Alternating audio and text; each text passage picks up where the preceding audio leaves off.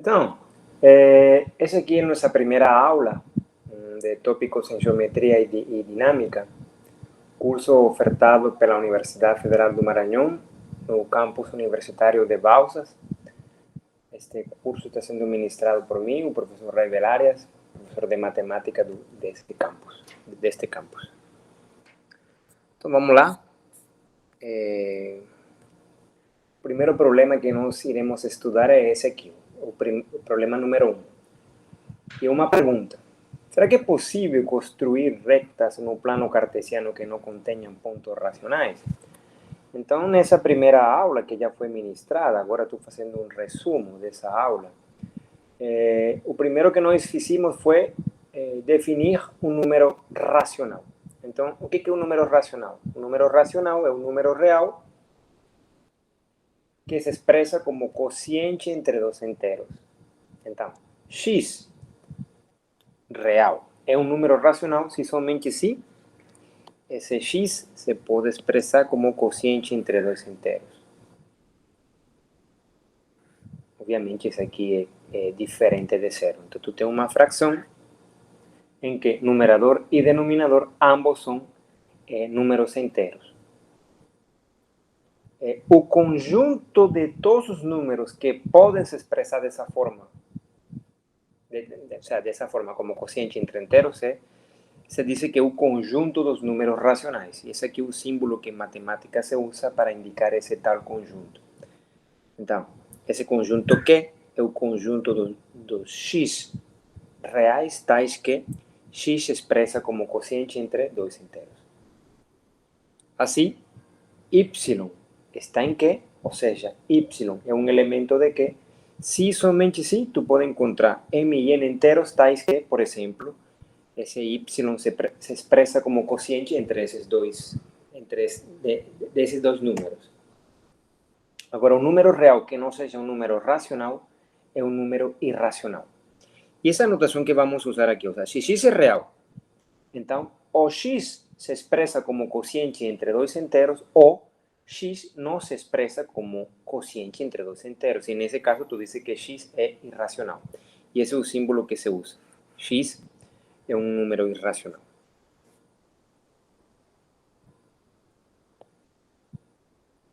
Ok. Aqui eu coloco uma pergunta. Mas será que... Eu estou supondo, né, que os alunos do bacharelado em ciência e tecnologia, já neste nível, sabem que de fato a recta numérica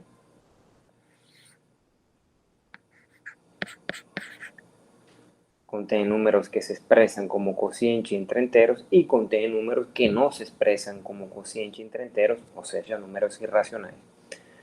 Mas digamos que vamos supor por um momento que a recta estiver cheia de só números racionais. Então vamos lá. Então vamos supor que isso acontece. E vamos explorar a consequência de supor esse tal fato, essa tal afirmação. Então, vamos explorar a consequência dessa afirmação. Ou seja, vamos supor que a recta numérica só contém números racionais. Então, se isso é assim, vamos supor que essa equação aqui, algébrica, x² igual a 2, tem essa solução. Então, vamos supor que essa equação tem uma solução real. O que significa que essa equação tem uma solução real? Vamos supor, então, que existe, digamos, um x0 real, e que nesse caso estamos supondo que x0 é um racional, tal que o quadrado de x0 é 2. Então, estamos supondo que esse tipo de equações algébricas tem solução. Tem soluções reais. E estamos supondo também que essa tal solução é um número racional. Então, se x0 é racional, então existem P e Q tal que x0 é esse quociente. Podemos supor, sem perca de generalidade, que esse quociente é simples. Então, por exemplo, eu explicava em aula. Isso aqui é um número racional. 4/2 é um número racional. Esse aqui também é um número racional. E 8 sobre 4 é igual a 4 sobre 2.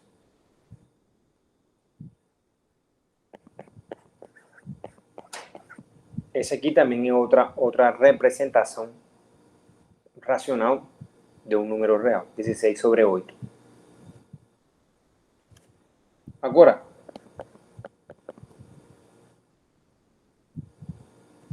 eu posso ter uma representação que seria a mais simples entre todas essas que poderiam ser construídas.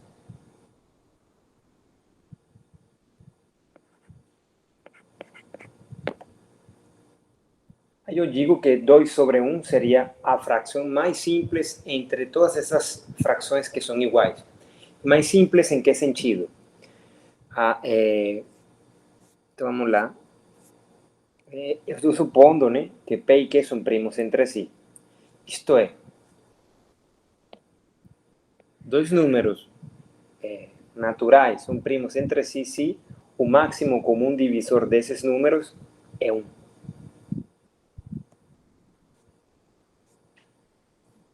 Ok? Então estou supondo isso. Que x0 é um racional e que o numerador e o denominador dessa fração é simples. Ou seja, são primos entre si.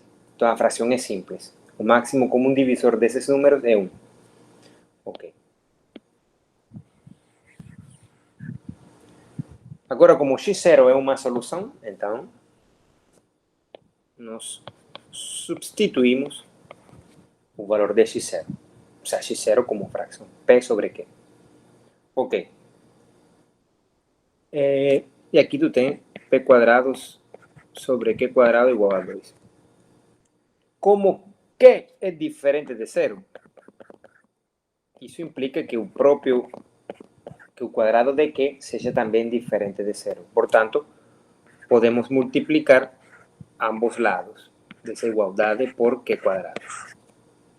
E, portanto, temos essa expressão 3. A expressão 3 diz que P quadrado é que 2 vezes Q quadrado. Ok. Então vamos lá. Agora, a expressão 3 implica que P quadrado é um número par. Beleza? Ou seja, P quadrado é divisível por 2. Quando tu divide P quadrado por 2, o resto é 0. Então, pelo formato de P quadrado, ele é par. Beleza? Tarefa. Pode-se provar que se P quadrado é par,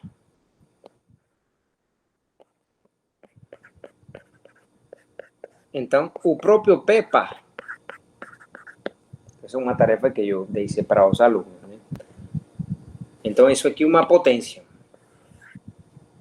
Potência base exponente. E eu estou dizendo, então, que se a potência do número é par, então a base dessa potência também é par. Por exemplo, 8 é par. Não, a potência quadrada, né? 16. 16 é par. A base dessa potência também é par. 36, né? Potência quadrada, sim. 6 ao quadrado, né? A base dessa potência é par. Então, isso que estou supondo, eu quero que vocês provem, né? Que se a potência quadrada de um número é par, então a base dessa potência também é par. Em outras palavras, se P quadrado é par, então P é par. Agora, o fato que P seja par obriga a que Q seja impar. Né? Por quê? Porque eu estou supondo, né, que P e Q são primos entre si.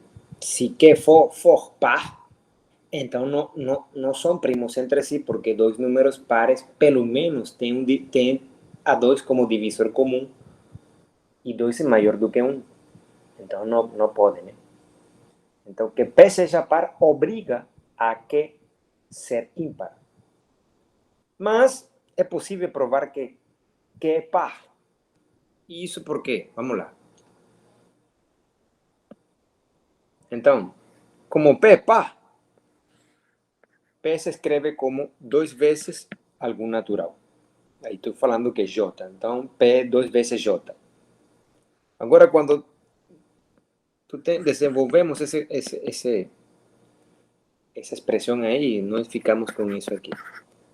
E disso aí, ficamos com que Q quadrado é isso aqui. O que implica que Q quadrado é par. E, portanto, Q é par. Mas, aí, chegamos num absurdo, porque temos provado, então, que o número natural tem duas paridades. Ou seja, que ele é par e ele é ímpar. Não pode. Não pode. O número natural ou é divisível por 2, e nesse caso o resto é zero, ou quando se divide por 2 sempre deixa resto 1. Então, isso aí não é possível. Então, chegamos num absurdo. E, portanto, não deve ser verdade, né? Não deveria ser verdade que se houver uma solução dessa equação aqui algébrica, ela seja um racional. Então, ela deveria ser um número irracional e, de fato, esse número é o chamado número raiz de 2, né? Agora já a solução real dessa equação é um número irracional, né? Mas então, aí fica alguma coisa curiosa, né? Era demonstrar a existência de uma solução real dessa equação, e eu falei para os alunos, né, consultar o livro do Spivak. Estou aqui com ele aqui.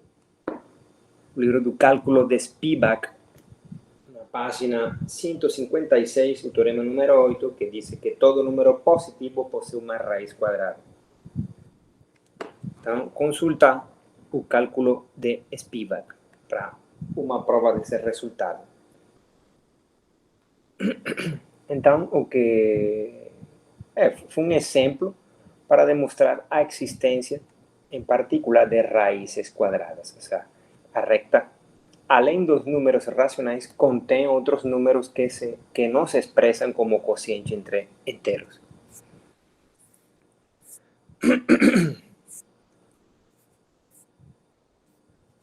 Pronto.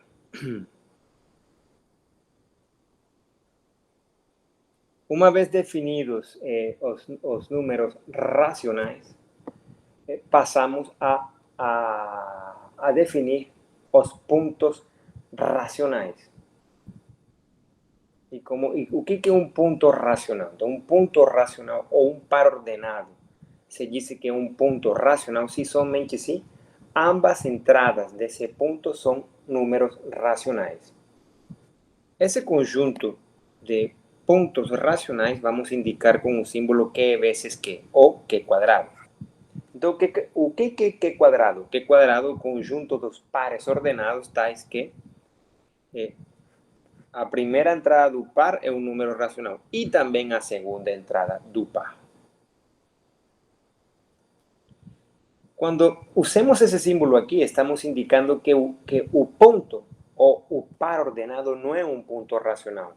Isto é, pelo menos uma das entradas do par não é um número racional.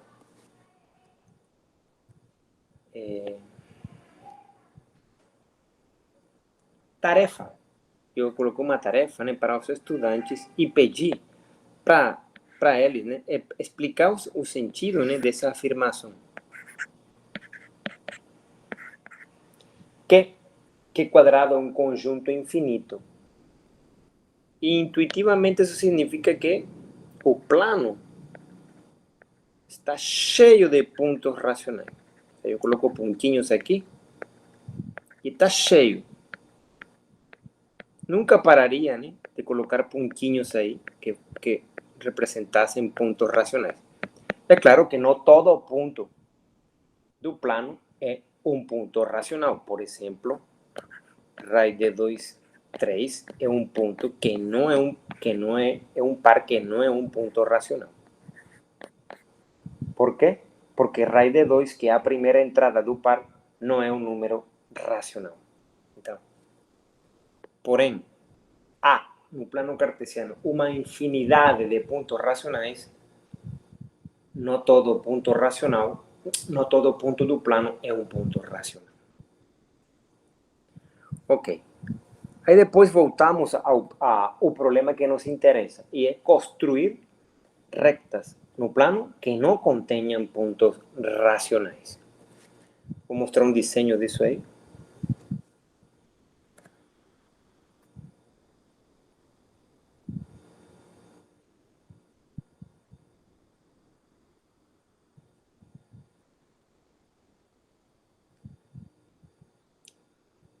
Bom,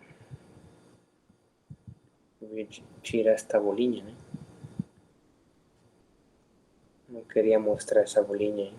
Bom, a ideia é essa aqui. Depois tiro essa bolinha, depois explico o que é essa bolinha aí.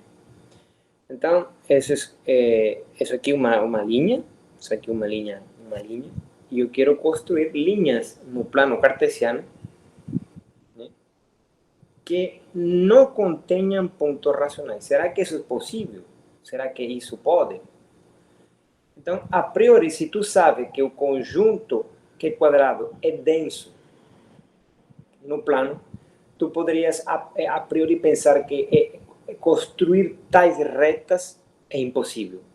O que significa que o conjunto que é quadrado seja um conjunto denso? Então vamos lá, voltemos à leitura. Então voltemos ao problema. Vamos matematizar a pergunta que se colocou no início da aula, né? Que se era possível ter retas no plano cartesiano que não contenham pontos racionais. Então a pergunta é: será que existe pelo menos uma linha no plano, digamos L, tal que a intersecção entre Q quadrado e L seja um conjunto vazio? Então é isso. Então vamos lá, aqui está o plano cartesiano. A ideia é que eu possa construir linhas de tal forma que qualquer ponto dessa linha não seja um ponto racional. Então é isso. Eu quero saber se é possível construir linhas no plano que não intersequem, né, o conjunto que é quadrado. Em outras palavras, quero construir linhas que não contenham pontos com ambas as entradas sendo um número racional. Então, o que significa que Q quadrado seja denso? Dizer que Q quadrado é um conjunto denso significa que, fixado qualquer par no plano, sempre existen pontos racionais arbitrariamente próximos de ese punto X. O que isso quer dizer? Olha, dado esse x-sum e qualquer r maior do que zero, sempre essa intersecção é diferente de vazio. Mas o que significa isto aqui?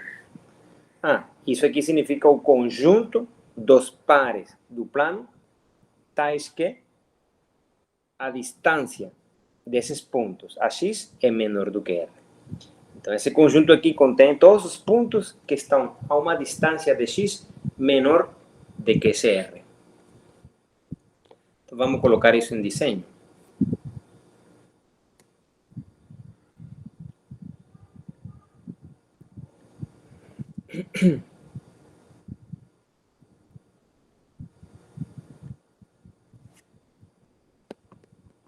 Então, vamos lá.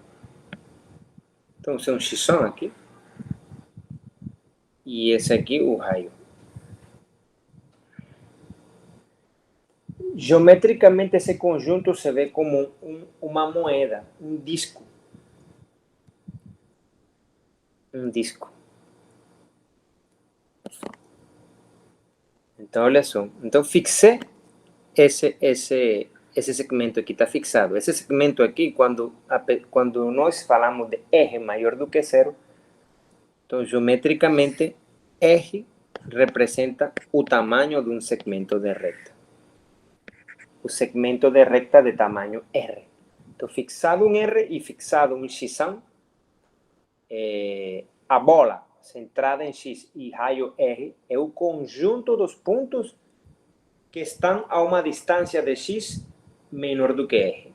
Por exemplo, esse ponto aqui está na bola. ¿Por qué? Porque cuando tú medes a distancia de Y para X, ese segmento es menor do que R. O sea, el tamaño, ¿no? Dá para comparar.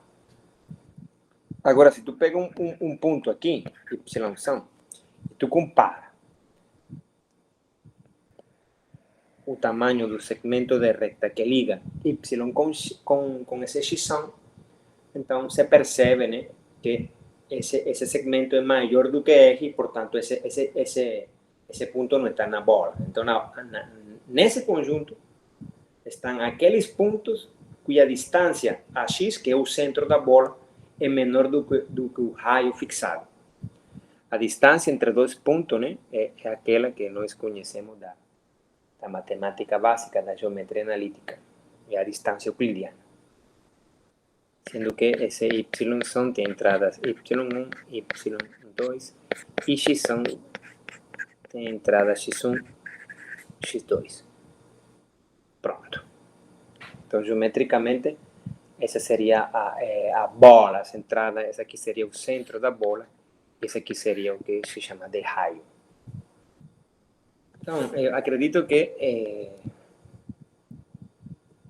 meus alunos, por exemplo, já tomaram matemática básica, geometria analítica, e em algum momento, né, esses conceitos seguramente foram estudados.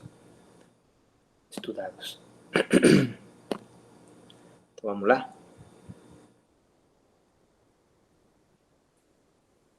Ok. Então, o que estou falando aí, que pega qualquer ponto no plano, qualquer que seja a bola centrada em X, ela sempre contém pontos racionais. Então, vamos lá. Outra vez, vamos no desenho. Então, estou falando, fixei esse aqui. Agora, movimento raio. Então, qualquer bola centrada em X sempre contém racionais próximos de X. Isso quer dizer, em outras palavras, que numa bola dada, de um centro específico, dado, ela sempre contém pontos racionais dentro. Aliás, ela contém infinitos pontos racionais. Isso seria também uma tarefa que eu peço para os alunos provarem, né?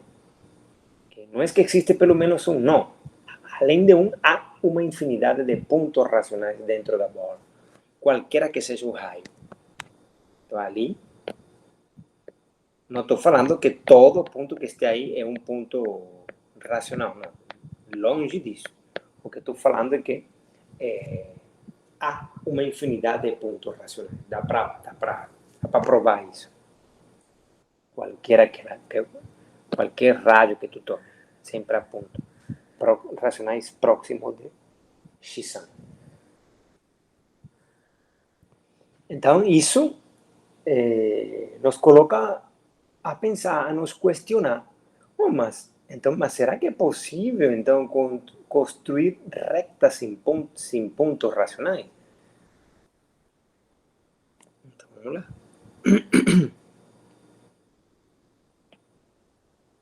Que é esse desenho aqui. Então, olha só. Então, qual seria a ideia? Bom, olha, qual seria a ideia? A ideia é, dado uma reta, então, temos um perigo, porque, olha aqui, se eu pego um ponto dessa linha, se o ponto é um ponto racional, então pronto, a reta tem pontos racionais. Mas se o ponto que eu pegar não é um ponto racional, eu sei por densidade de que em qualquer bola centrada nesse ponto há pontos racionais próximos de X. Né? O problema seria, né, garantir que esses pontos racionais que são próximos de x, sendo x qualquer ponto da linha L, sendo x não racional, não sendo um ponto racional, a ideia é garantir que esses pontos racionais não fiquem, né, sobre um diâmetro da bola que fique sobre a linha. Essa seria a estratégia, né? Há um caso fácil. Por exemplo, um caso fácil seria uma reta vertical. Se eu tenho uma reta vertical e eu peso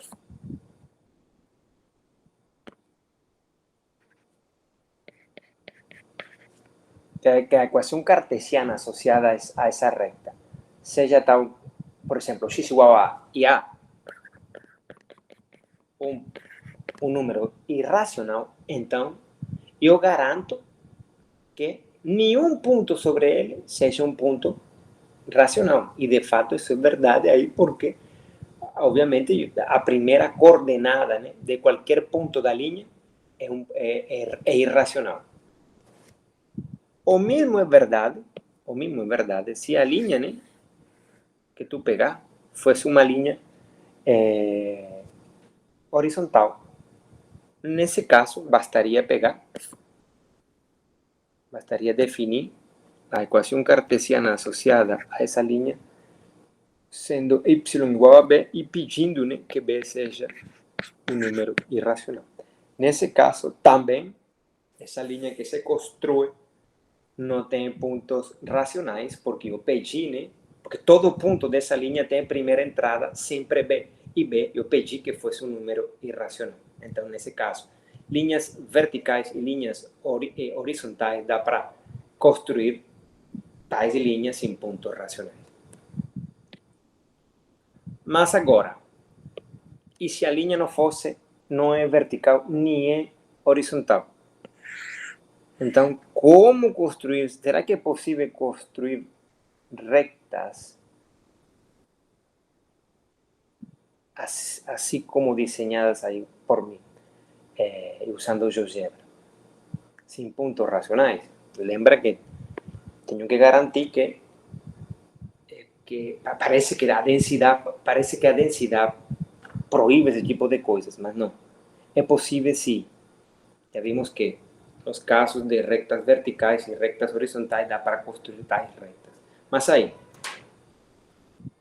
se faz o quê? Então, primeira tarefa, né? Eu pedi para meus estudantes, né, pensarem nessa possibilidade. Então, deixo por aqui e continuo no outro vídeo. Muito obrigado.